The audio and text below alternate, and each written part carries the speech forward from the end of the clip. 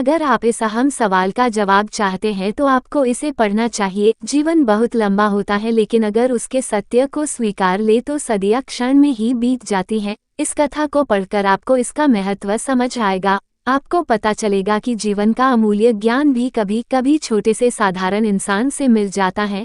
कभी कभी छोटी छोटी घटनाएं, मुलाकातें पूरे जीवन को बदल देती हैं, और अथाह ज्ञान होकर भी पता चलता है कि हमें तो कुछ पता ही नहीं था। ये सभी बातों का अर्थ इस कथा में पड़े का महान संत हुआ करते थे जो अपना स्वयं का आश्रम बनाना चाहते थे, जिसके लिए वो कई लोगों से मुलाकात करते थे। एक जगह से दूसरी जगह यात्रा के लिए जाना पड़ता था। इसी यात्रा के दौरान उनकी मुलाकात एक साधारण सी कन्या विदुषी से हुई। विदुषी ने उनका स्वागत किया और संत से कुछ समय कुटिया में रुककर आराम करने की याचना की। संत उसके मीठे व्यवहार से प्रसन्न हुए और उन्होंने उसका आग्रह स्वीकार किया। दुषी ने संत को अपने हाथों का स्वादिष्ट भोज कराया और उनके विश्राम के लिए खटिया पर एक दरी बिछा दी और खुद फर्श टाट बिछा कर सो गई। विदुषी को सोते ही नींद आ गई। उसके चेहरे के भाव से पता चल रहा था कि विदुषी चैन की सुखद नींद ले रही है। उधर संत को खाट पर नींद नहीं आ रही थी। उन्हें मोटे नर्म गद्दे की आदत थी जो उन्हें दान में मिला था।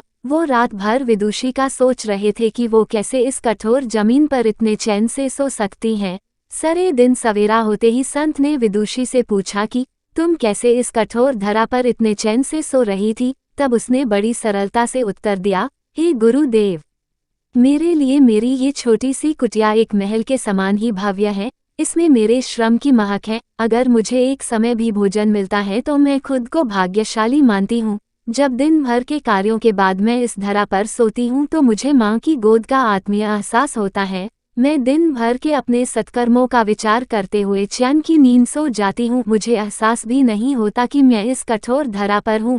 वह सब सुनकर संत जाने लगे। तब विदुषी ने पूछा, हे गुरुवर, क्या मैं भी आपके साथ आश्रम के लिए धन एकत्र करने चल सकती हूँ?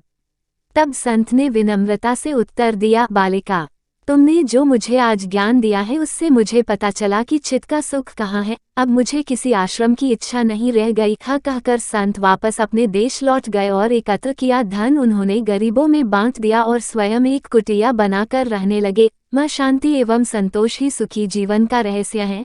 जब तक इंसान को संतोष नहीं मिलता वो जीवन की मोह माया में फंसा ही रहता है, और जो इस मोह माया में फंसता है उसे कभी चैन नहीं मिलता। वन का सुख संतोष में है। अगर मनुष्य जो है उसे स्वीकार कर ले और उसी में खुशियां तलाशे तो वो उसी क्षण सारे सुख का अनुभव कर लेता है।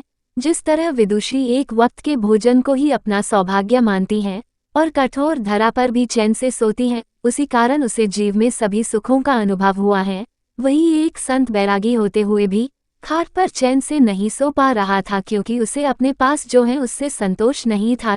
जिस दिन उसने ये सत्य स्वीकार लिया उसे एक कुटिया में भी अपार शांति का अनुभव होने लगा। कथा सुखी जीवन का रहस्य कहती है, आज घर में अपार धन दौलत ऐशो आराम होते हुए भी लोग सुख शांति से नहीं रहते, क्योंकि उन्हें जो है उसमें संतोष नहीं मिलता। कहते हैं ना, जिन्हें दूसरों की थाली में घी ज्यादा दिखता है वो कभी खुद चैन से नहीं रहते। व्यक्ति को हमेशा वो चाहिए जो उसके पास नहीं है, और वो मिल जाए तो नई महत्वाकांक्षा उसकी जगह ले लेती है। इस तरह पूरा जीवन असंतोष में ही बीत जाता है और अंत समय में भी चैन नहीं मिलता। तह संतुष्टि ही जीवन का मूल मंत्र है। अगर इंसान में संतोष है तो कोई डैक उसे तोड़ नहीं सकता। यही है जीवन का रहस्य। अगर आपको ये कहानी अच्छी लगे तो कमेंट अवश्य करें। हम रोज आपके लिए ऐसी ही कहानी लेकर आएंगे।